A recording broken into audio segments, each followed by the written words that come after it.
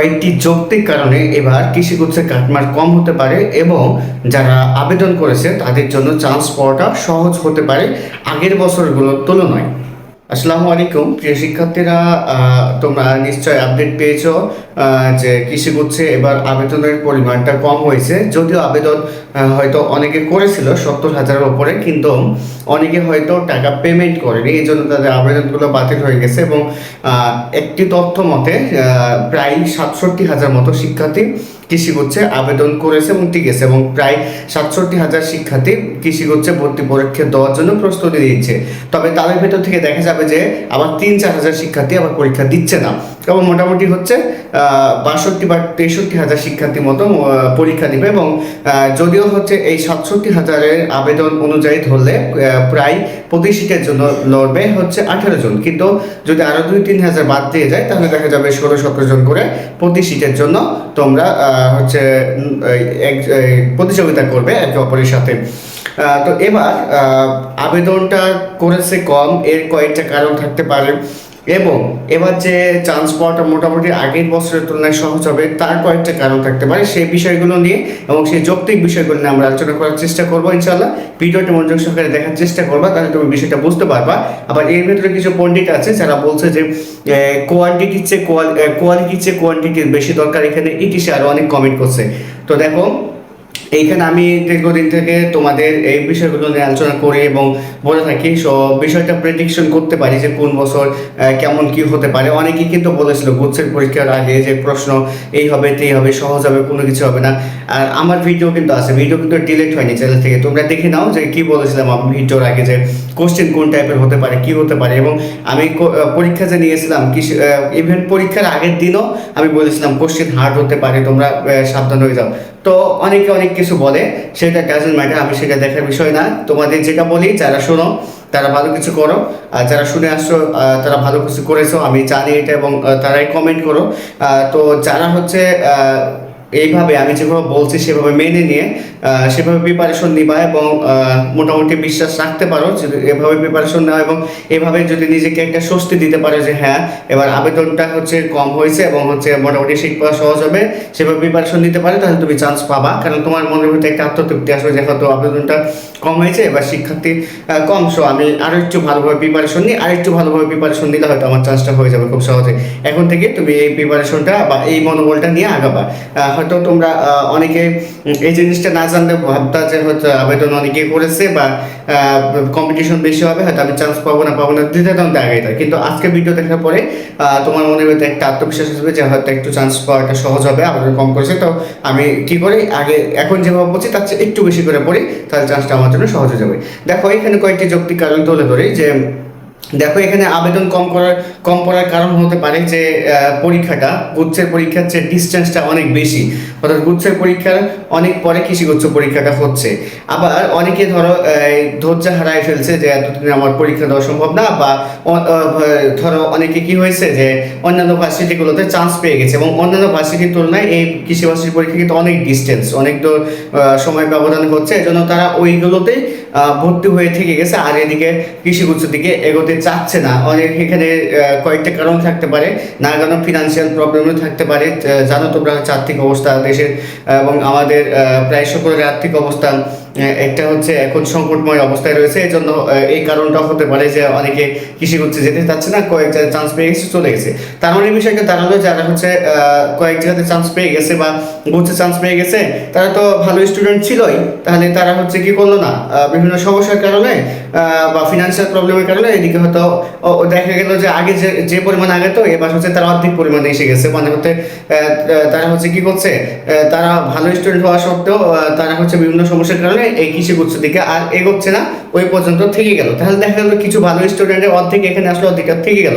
তাহলে দেখা গেল যে যে স্টুডেন্টগুলো অর্ধেকটা থেকে গেল, সেই অর্ধেকটা স্টুডেন্টের রিপ্লেস হবে যে বাকি যে মানে ধরো চান্স পেত যে পর্যন্ত একটা মার্কে, তার নিচের যে আরো কিছু মার্ক নামবে, কার কারণে, যে ধরো চান্স পেত 57-তে, আমি এভারেজ ধরলাম যে চান্স পেতো 57-তে, যদি তারাও আবেদন করতো, যারা হচ্ছে থেকে গেল বিভিন্ন কারণে, তারা যদি আবেদন করতো তাহলে চান্স পাওয়ার কাটমার্ক পেতো ধরো 57।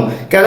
কারণ ধরো যে তারা যারা আবেদন করে থেকে গেল তাদের ভিতরে দেখা গেল যে ওই ওই যে অর্ধেকটা থেকে গেল, সে অর্ধেকের 50% দেখা গেল যে কৃষিগুচ্ছ চান্স পেলে চলে আসতো। তখন কারণ হচ্ছে যে কৃষিগুচ্ছ সম্পর্কে তখন হয়তো অনেক কিছু বিস্তারিত জানতো, যে হ্যাঁ এই কৃষিগুচ্ছে পড়লে এই হয় সেই হয় ইত্যাদি কারণে তখন যে দেখা যাচ্ছে তারা ওইখানে চান্স পেয়েছিল, কিন্তু ওইখানে ছেড়ে গিয়ে সবকিছু জানার পরে এখানে চলে আসলো।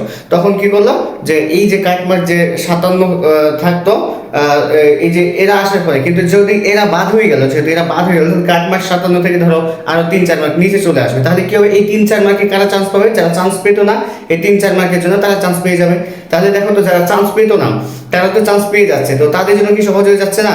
যারা চান্স পাইতো না তাদের জন্য তো সহজ হয়ে যাচ্ছে চান্স পাওয়াটা, কিন্তু তারা পেতো না, পেয়ে যাচ্ছে।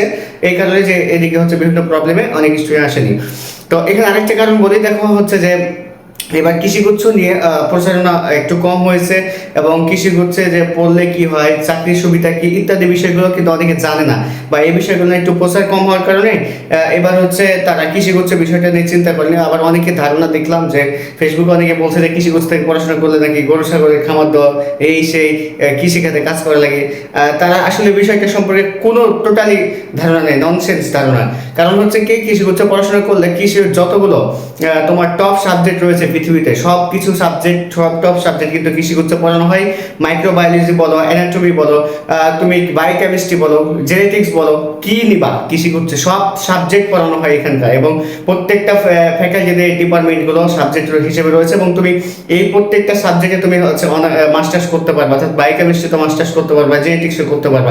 এটা তো পৃথিবীর রয়্যাল সাবজেক্ট, এবং তুমি এখান থেকে পড়াশোনা করে যে পরিমাণ চাকরির সুযোগ সুবিধা রয়েছে তা অন্য কোথাও থেকে পড়াশোনা, অর্থাৎ কৃষিগুচ্ছে পড়াশোনা করলে তুমি চাকরির যে সুযোগ সুবিধা পাবা অন্য কোথাও থেকে পড়াশোনা করে সেই সুযোগ সুবিধা পাবা না। এবং কৃষিগুচ্ছ থেকে পড়াশোনা করলে কি কি চাকরি সুবিধা রয়েছে এবং কৃষিগুচ্ছে কি কি সাবজেক্টগুলো পড়ানো হয় তার আমার যে জিএসটি এগ্রিকালচার আপডেট প্লেলিস্ট থেকে আমার ইউটিউব চ্যানেল থেকে দেখে নিবা, তাহলে তোমার স্বচ্ছ এবং ক্লিয়ার ধারণা হবে যে আসলে কৃষিগুচ্ছ পড়াশোনা করলে কি হয় এবং ভবিষ্যৎটা কি বা ক্যারিয়ার কি, তাহলে তুমি বুঝতে পারবা বিষয়টা। তো এই যে এই বিষয়গুলো ক্যারিয়ার কাউন্সিলিং এর বিষয়গুলো ইত্যাদি বিষয়গুলো হয়তো অনেকের কাছে পৌঁছায়নি, এই জন্য কৃষিগুচ্ছ থেকে এবার অনেকে দূরে আছে বা আবেদন করেনি। এবং আরেকটা কারণ তো বললাম, ফার ডিস্টেন্স, অনেক ডিস্টেন্সে পরীক্ষা হচ্ছে, গুচ্ছের তুলনায় অনেক সময় ব্যবধান নিয়ে পরীক্ষা হচ্ছে, প্লাস হচ্ছে তোমার অনেকে এবার ফিনান্সিয়াল প্রবলেমের কারণে এদিকে আসেনি। তো দেখা গেল যে কি হবে যে কৃষিগুচ্ছে এবার যারা হচ্ছে মনে করো পরীক্ষা দিবে তারা মোটামুটি হচ্ছে অনেকে দেখবা যে অনেক জায়গাতে চান্স পায়নি, বা চান্স পেলেও হয়তো তোমার কি তোমার সেরকম ভালো পজিশন নাই। তার মানে এবার যে কম্পিটিশনটা হবে মোটামুটি লেভেলে মানে সমানে সমান কম্পিটিশন হবে, এবং তোমরা দেখা যাবে যে অধিকাংশই থাকবে যারা হচ্ছে কোথাও ভালো করেনি বা চান্স পায়নি, এবং তার ভিতরে হয়তো 10% বা 20% তো থাকবেই যারা হচ্ছে মেন টার্গেটই তাদের কৃষি, অন্যান্য জায়গাতে চান্স পেয়েছে তারপর মেন টার্গেট তাদের কৃষি। সেই 10 বা 20% কেন তুমি চিন্তা করবে, সে বাকি তো 80% আছে, যে 80% সমান লেভেলে কম্পিটিশন করবে। অর্থাৎ তোমরা যারা এখন মানে আছো পরীক্ষা দিচ্ছ তারা সমান লেভেলে কম্পিটিটর, এবং তুমি এখন থেকে যদি আরেকটু বেশি করে পড়ো, এখন যেভাবে পড়ছো তার চেয়ে একটু বেশি করে যদি তুমি পড়ো, তাহলে দেখা যাবে যে তুমি ওই কম্পিটিটরের তুলনায় তুমি এগিয়ে যাচ্ছ, এবং তুমি কৃষিগুচ্ছের চান্সটা কিন্তু পেয়ে যাচ্ছ। এখানে অনেকে জিপিএ বিষয়টা বলে, জিপিএ বিষয়টা খুব ম্যাটার করে না। জিপিএ ধরো তুমি 2 বা 3 মার্ক কম পেয়েছো, ধরলাম সর্বোচ্চ 2 বা 3 মার্ক বা 4 মার্কই কম পেয়েছো, তো তুমি এদিকে একটু বেশি করে এটা কভার করে দাও, তাতে সমস্যা কি? তার মানে ওভারঅল বিষয়টা কি দাঁড়ালো? ওভারঅল বিষয়টা দেখা গেল বিভিন্ন যে কারণগুলো দেখালাম সেই কারণগুলোর কারণে কৃষিগুচ্ছে যে চান্স পাওয়া সেটা সহজ হয়ে যাচ্ছে না। কেন সহজ হচ্ছে? কারণ তোমরা এখন যারা আছো তারা মোটামুটি প্রায় সমান কম্পিটিটর, এবং যারা যারা একটু বেশি পড়বা, অর্থাৎ এখন যারা আছো তারা অনেকে হয়তো চান্স পাওনি বা কোথাও ভালো জায়গাতে চান্স হয়নি, তো তারা মোটামুটি সমান কম্পিটিটর হওয়ার কারণে তোমরা যখন এখন যারা ভালো করে পড়বা, একটু ভালো করে গুছিয়ে পড়বা, ভালোভাবে প্রিপারেশন নিবা, তাদের জন্য সহজ হয়ে যাবে না, তাদের জন্য চান্স পাওয়া সহজ হয়ে যাবে। কিন্তু আগে যখন তোমার এরকম হতো যে অনেকে অনেক জায়গাতে চান্স পেয়েছে তারপরে এখানে পরীক্ষা দেবে কৃষিগুচ্ছে, তারা কৃষিগুচ্ছে আসার জন্য, তখন তাদের ভিতরে যারা চান্স পায়নি এবং যারা চান্স পেয়ে পরীক্ষা দিতে আসে তাদের ভিতরে কিন্তু ফার ডিস্টেন্স হয়ে যেত। কেন? কারণ হচ্ছে তারা দেখা যেত যে চান্স পেয়েছে, আত্মবিশ্বাস আছে, পরীক্ষাটা খুব ভালো করে দিতে পারবে, কিন্তু যারা চান্স পায়নি তারা একটা হতাশায় থাকতো, আত্মবিশ্বাসের অভাব থাকতো, ফলে এখানেও পরীক্ষাটা খারাপ হতো। কিন্তু এখানে কিন্তু এবার কিন্তু এটা হচ্ছে না। তার মানে কি হচ্ছে? তোমরা সমানে কম্পিটিটর, তার মানে তুমি একটু এখন যদি আত্মবিশ্বাস নিয়ে ভালো করে পড়ো তাহলে কিন্তু চান্স হয়ে যাচ্ছে। তার মানে আসলে বিষয়টা কি সহজ দাঁড়াচ্ছে না? অবশ্যই সহজ দাঁড়াচ্ছে। তো যারা হচ্ছে পণ্ডিতি করছো বা হচ্ছে অনেকে এইরকম ধরনের কমেন্ট করছো যে কোয়ালিটির চেয়ে কোয়ান্টিটির চেয়ে কোয়ালিটি ইটিসি, এই বিষয়গুলো কান দিবা না, বরং হচ্ছে তুমি ঠিকভাবে প্রিপারেশন নাও, দেখবা তোমার জন্য চান্স পাওয়া সহজ হয়ে যাচ্ছে। দিন শেষে তুমি পরীক্ষার হলে পরীক্ষা দিয়ে এসে তুমি একটা খুশি সংবাদ পাবে এবং তুমি চান্স পেয়ে যাবা খুব সহজে ইনশাল্লাহ। এবং যারা হচ্ছে আমাদের পেইড কোর্সে ভর্তি হতে চাও তারা ভর্তি হতে পারে 1,099 টাকা, এবং যারা আমাদের কৃষি কোর্স এক্সাম ব্যাচে ভর্তি হতে চাও, আজ থেকে শুরু হয়েছে সেই এক্সাম ব্যাচের এক্সাম ফি 299 টাকা। তোমরা ভর্তি হয়ে যেতে পারো, চাইলে না চাইলে ভর্তি হওয়ার দরকার নেই, তুমি ভালোভাবে প্রিপারেশন নাও, এটা আমরা প্রত্যাশা করি। তো সবার জন্য শুভকামনা রইলো, ইনশাআল্লাহ ভালো কিছু হবে। আসসালামু আলাইকুম, আল্লাহ হাফিজ।